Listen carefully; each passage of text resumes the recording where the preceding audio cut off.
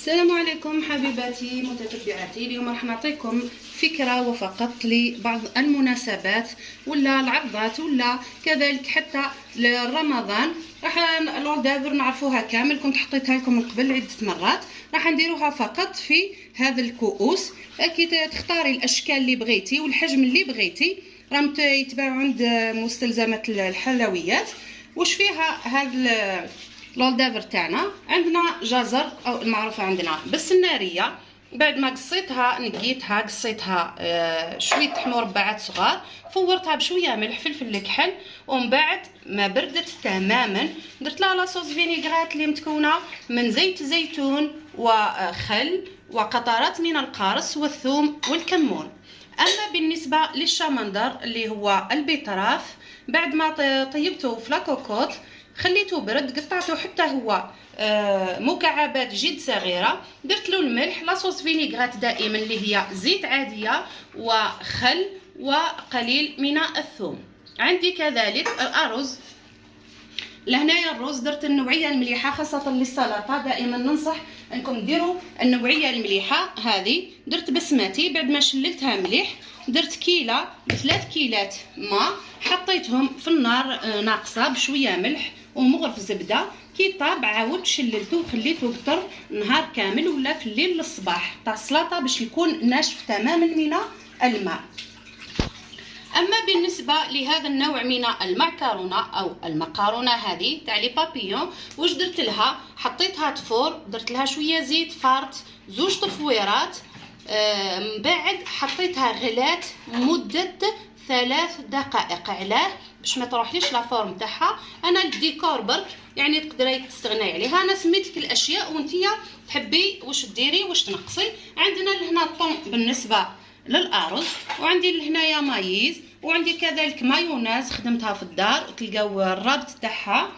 راح نبداو على بركه الله. عندي لهنا الروز هذا راح نحط له مايونيز.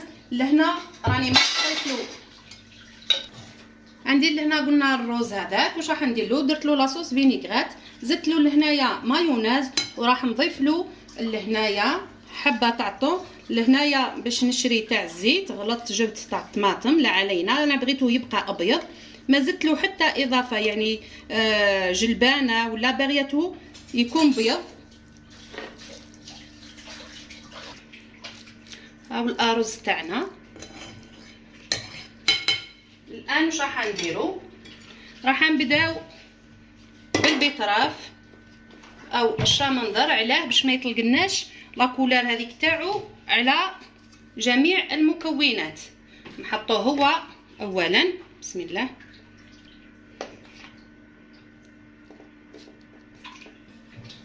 لهنا الطبقه الثانيه راح نديرها تاع الرز. لهنا دائما تستعملوا الملعقه صغيره الحجم باش ما تخمجيش هذاك الاناء نتاعك ولا هذيك العلبه تاعك، وتشوفي المقياس اللي راح يبقى لك باش يجيو طبقات متوازيه.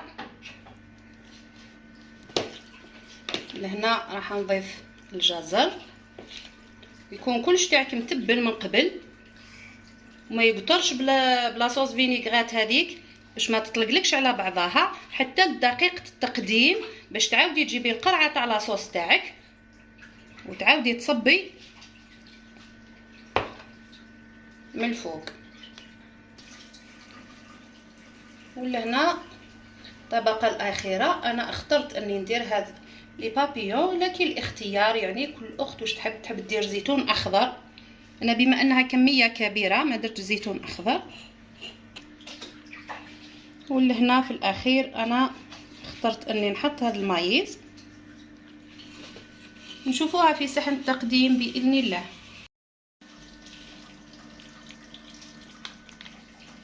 لهنا للتزيين البنات عندي حبه تاع خيار، عندي كاشير، وعندي هذا الفرماج الخاص بالبيتزا. راح نقطعهم بهذا هذا الورود ونديرهم في هذا لي كوردون تاع التزيين.